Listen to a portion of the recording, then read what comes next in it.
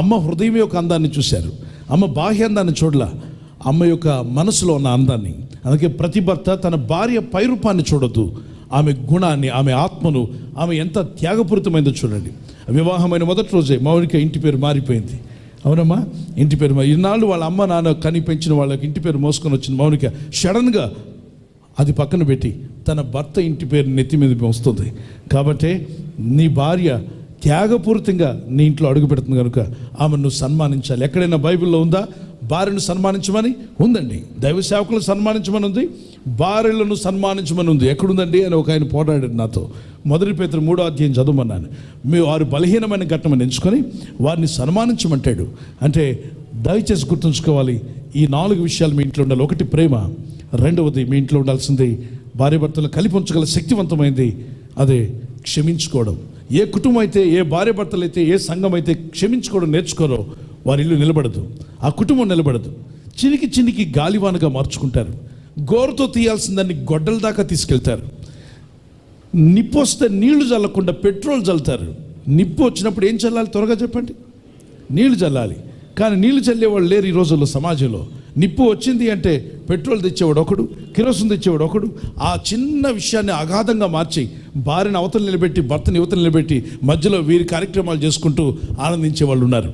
దయచేసి దేవుడు జతపరిచిన వారిని వేరుపరచకూడదు.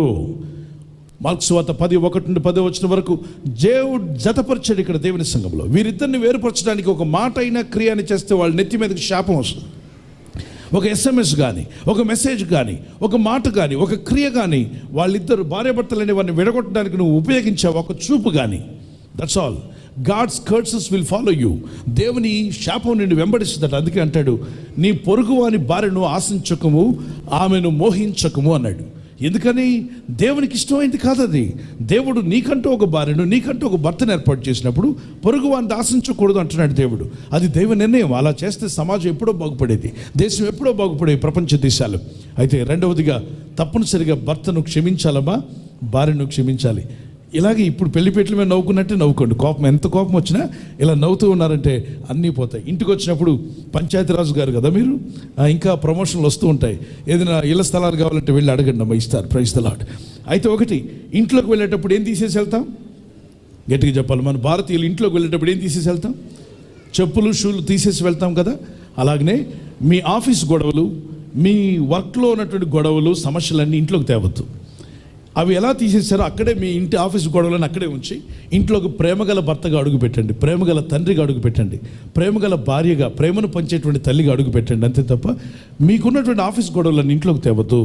అలాగే మీ సెల్ ఫోన్ ఉంటే మాట్లాడుకోవచ్చు, కానీ ఇంట్లో భార్య ముందు, భర్త ముందు వాళ్ళు నీతో మాట్లాడేటప్పుడు సెల్ ఫోన్లు అర్జెంట్ అయితేనే తప్ప మాటికి సెల్ ఫోన్తోనే ఐక్యమైపోయి ఉండొద్దు. పక్కనున్న వాళ్ళతో మీరు మాట్లాడకపోతే, ఎంత దూరం ఉన్న వాళ్ళతో మాట్లాడినా అవతల ఉన్నది ఎవరు? దెయ్యమా?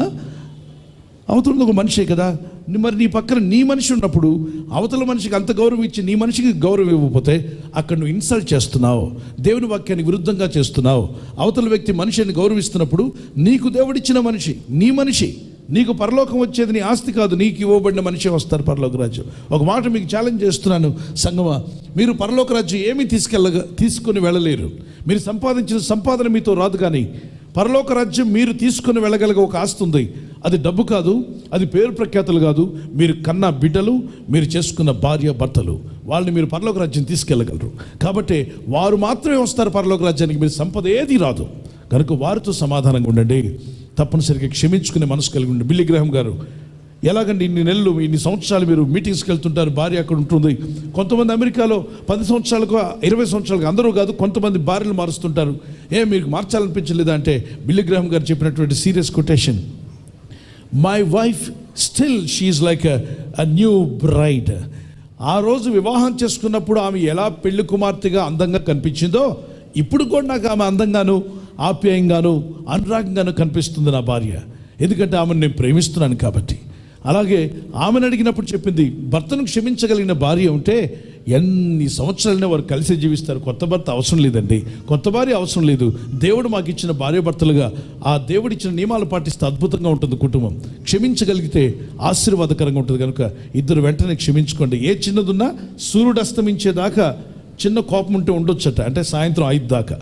5 దాటుతుందా ఫోన్ చేసి వెంటనే మాట్లాడి, ఉదయం ఏదో చిన్న సీరియస్ అయ్యాను తెలుసు తెలియకో, నోరు జారింది, మాట జారింది, చెయ్యి మాత్రం జారొద్దు. Praise the lord. సో క్షమించమని ఇమీడియట్లీ మాట్లాడుకోవాలి. అది బైబిల్ చెప్తుంది. సూర్యుడు అస్తమించిన తర్వాత కూడా నీ కోపం నిలిచి ఉండనిచ్చినట్లయితే దుష్టుడు నీ ఇంట్లో అడుగు పెడతాడు. ఎందరిళ్లలో దుష్టుడు అడుగుపెట్టి కుటుంబాలను తారుమారు చేస్తున్నాడు, సంఘాలను పాడు చేస్తున్నాడు. కారణం సూర్యుడు అస్తమించేదాకంటే సాయంకాలం వరకు కోపం ఉండకూడదు. మనిషి అన్నాక సహజమే కోపాలు వస్తుంటాయి, కానీ కోపాన్ని సాయంత్రం 5-5:30 తర్వాత తీసేసుకోవాలి, వెంటనే క్షమించుకోవాలి. లేదంటే అది పెరిగి మీ కుటుంబాలను పాడు చేసే అవకాశం ఉంది. దుష్టుడు అనగా సాతానుడు మీ ఇళ్లలో అడుగు పెడతాడట. కాబట్టి సాయంత్రం 6లోగా దయచేసి క్షమించుకోవాల్సిన వాళ్ళు వెంటనే క్షమించేసుకోండి. ప్రార్థనాపూర్వకంగా ఉండండి, అది ఆశీర్వాదకరం. 3వదిగా చెప్తున్న 4 విషయాలు ఉండాలి. ప్రతి ఇంటికి 4 స్తంభాల మీద ఇల్లు కడతారు. అలాగే ఈ 4 స్తంభాలు ఉన్నప్పుడు వివాహ బంధం మంచిగా ఉంటుంది. దాంపత్యం అనండి ఒకసారి. దాం ప్లస్ పత్యం. పత్యం అంటే ఎంతమంది విన్నారు? దాం అంటే ధర్మం, పత్యం అంటే పత్యం. ఎప్పుడు కామెరలు వచ్చినప్పుడు ఏం చేయమంటారు? పత్యం చేయను ఆయన, ఉప్పు ఉండొద్దు, కారం ఉండొద్దు, నీకు ఇష్టమైన ఎన్ని తినకూడదు, మజ్జిగ వేసుకొని అన్నం తినాలి అని చెప్పంటారు. ఈ పత్యం 15 రోజులు చేయమంటారు, కొందరు 20 రోజులు చేయమంటారు. దాంపత్యంలో ఇప్పుడు అడుగు పెట్టారు మీ ఇద్దరు. ఇప్పుడు ఇద్దరు పత్యం చేయాలి. ఇంతకుముందు వివాహం కాకముందు 7:30కి 9:30కి వచ్చినా ఎవరు మిమ్మల్ని అడగల. ఇప్పుడు పత్యం చేసి 6 గంటలకి ఇంటికి వచ్చేయాలి. ఎంత సీరియస్ అయినా నీకు దేవుడు ఇంటినిచ్చాడు, భార్యనిచ్చాడు కాబట్టి. అలాగే భార్య కూడా పత్యం. ఇంతకుముందు అంటే నువ్వు స్పిన్స్టర్గా ఉన్నావు, మీరు మరి బ్యాచులర్గా ఉన్నారు. ఇప్పుడు ఒక సంసారులుగా దేవుడు మార్చాడు, కుటుంబస్తులుగా. కాబట్టి మీరిద్దరు పత్యం అంటే మీకున్న ఫ్రెండ్షిప్ను కొన్ని విషయాలు చంపుకోవాలి. పత్యం చేసి మీకు ఇవ్వబడిన భార్య, మీకు ఇవ్వబడిన భర్తతో సమయాన్ని, అలాగే మీ కుటుంబాన్ని కట్టుకునే విషయంలో మీరు బిజీగా ఉండాలి. మర్చిపోవద్దు. అది పత్యం అనేది జరగాలి. దాంపత్యం అనే దాంట్లో ఊరికే దాంపత్యం అంటే అయిపోదు. పత్యం చేస్తేనే పత్యం ఉంటుంది. అప్పుడు ఆరోగ్యాలు, రోగాలు రాకుండా ఉంటాయి. మర్చిపోకండి. సమాధానం కలిగి క్షమించుకోండి. 3వది చెప్పండి, ఏముండాలి మన ఇళ్ళలో అంటే కాన్వర్సేషన్, అంటే మాట్లాడుకోవడం. 3వ స్తంభం. అది లేకపోతే ఏ కుటుంబం కూడా నిలబడదండి. స్తంభాలు ఎప్పుడైతే ఉరుగుతాయో ఇల్లంతా బీటలు బారిపోతాయి. ఎంత మంచి పెయింట్ వేసినా అది నిలబడదు. ఎంత మంచి టేక్ వుడ్, రోజ్ వుడ్ పెట్టినా ఇంట్లో ఆదాం దగ్గర రాకుండా ఎక్కడికి వచ్చింది? అవ్వ దగ్గరికి వచ్చింది. ఎందుకంటే ఆదాము పనిలో బిజీగా ఉంటాడు, మాటల్లో తక్కువ. కాబట్టి మైండ్ యువర్ బిజినెస్ సర్పమా అంటాడు. కనుక మరి ఆమె ఎక్కువగా కూడా అనలేను అంటే ఫోన్లో రికార్డ్ చేసి ఆమె దగ్గర రాగానే నొక్కండి, ఫోన్లో అంటుంటుంది మాట చెప్పు అని. అలాగే మీరు మాట్లాడితే ఆమెకి మైగ్రేన్ హెడేక్ రాదు, తలనొప్పి రాదు, మీ జోబుకు చిల్లు పడదు. ఎందుకంటే హాస్పిటల్కి వెళ్ళాల్సిన అవసరం లేదు. చాలామంది స్త్రీలు వారు మాట్లాడడానికి అవకాశం ఇవ్వకపోబట్టే రోగాలు వస్తున్నాయని సైంటిఫిక్గా తెలిసింది. అసలు 90% రోగాల కారణం మైండ్ అంటారు. ఈ మైండ్లో స్ట్రెస్ రాబట్టే రోగాలు వస్తున్నాయి, భయం రాబట్టే రోగాలు వస్తున్నాయి. మనిషిలో తాను అనుకున్నవన్నీ ఫీలింగ్స్ బయటికి రాకపోబట్టి అవి రోగాలుగా మారుతున్నాయి. కనుక మైండ్ని సెట్ చేయాలి సైకలాజికల్గా. అలాగే బైబిల్ చెప్తుంది మానసికంగా మనసును ఎప్పుడు అదుపులో పెట్టుకొని పరిశుద్ధాత్మ దేవుని సహాయంతో ఉండాలి. తప్పనిసరిగా మాట్లాడివ్వండి. పురుషులు రోజుకి 15,000 మాటలు మాట్లాడితే స్త్రీలు 30,000 మాట్లాడతారట. మరి లబలబా మాట్లాడే సహోదరి అయితే 1,00,000 దాటిపోతుంది. కావాలంటే రికార్డ్ చేసి పెట్టుకోండి. ఈ విషయం విన్నటువంటి భర్త ఇంటికి వెళ్ళి అన్నాడట, ఏవే మీకు తెలుసా, మా పురుషుల కంటే మీ ఆడవాళ్ళు ఎక్కువ మాట్లాడతారట. కాబట్టి దేవుడు మాటలను బట్టి తీర్పు తీరిస్తే మీ ఆడవాళ్ళే ఎక్కువ లెక్క అప్పగించాలి, మేము మగాళ్ళని తప్పించుకుంటామని. ఏమిటండి మేమేం తప్పు చేసామంటే, మగాళ్ళం మేము 15,000 మాట్లాడతాం ఒక రోజుకి, మరి ఒక రోజుకి మీరు 30,000 మాట్లాడతారంట అన్నప్పుడు ఆయన భార్య వెంటనే తెలివిగా ఒక మాట తిప్పి చెప్పింది. ఏమనంటే, మేము కూడా 15,000 కాదు, సైంటిఫిక్గా తెలిసింది మీరు 30,000 అని. కాదు, మేము కూడా 15,000 మాట్లాడతాం. కానీ మీ మగాళ్ళకి ఏ ఒక్కటి చెప్పినా ఒక్కసారి చెప్తే అర్థమై సావదు. కనుక రెండోసారి మీకోసం మేము రిపీట్ చేస్తాం. రిపీట్ చేసినప్పుడు మా 15,000 ఏమవుతున్నాయి? అది మా తప్పు కాదు, మీ మగాళ్ళు తప్పే అన్నది. అప్పుడు భర్త అన్నాడు, ఏంటంటే ఏమన్నా మరొకసారి చెప్పండి, ఇప్పుడే చెప్పాక ఒకసారి చెప్తే అర్థమై సావదని. So it was gone. So you need to understand, she will talk more. You have to give time to her. తప్పనిసరిగా సీరియస్గా ఉన్న ప్రతి భర్త, తన కుటుంబం మంచిగా ఉండాలనుకున్న భర్త, భార్య మాట్లాడేటప్పుడు ఏమి తిరిగి మాట్లాడకుండా అలాగాని. పాస్టర్ స్టీవెన్ పాల్ గారు మీరు, అవును, శైలా పాల్ గారు నా దగ్గరికి వచ్చినప్పుడు నేను మౌనంగా కూర్చుంటా.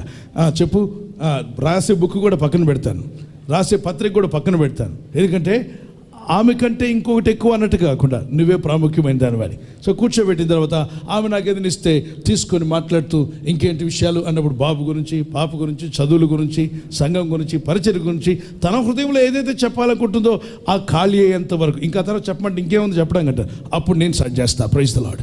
So you have to start before that. చాలామంది రాగానే ఇంట్లో భార్య ఏదైనా టీ పెట్టెళ్ళు